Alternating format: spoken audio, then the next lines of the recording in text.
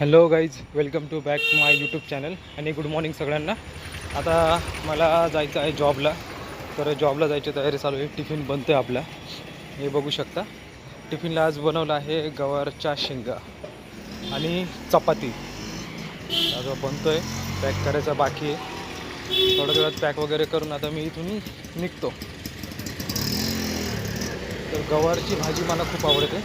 बघा, आता टिफिन वगैरे पण पॅक केलं आहे. तर आता काय मोजकेच 5-10 मिनटं बाकी आहे. टिफिन वगैरे आता पॅक करून मी निघेलच. तर कोणाकोणाला टिफिनसाठी अशी भाजी आवडते कमेंटमध्ये सांगा. तर चला भेटूया पुढच्या व्हिडिओमध्ये. चला बाय.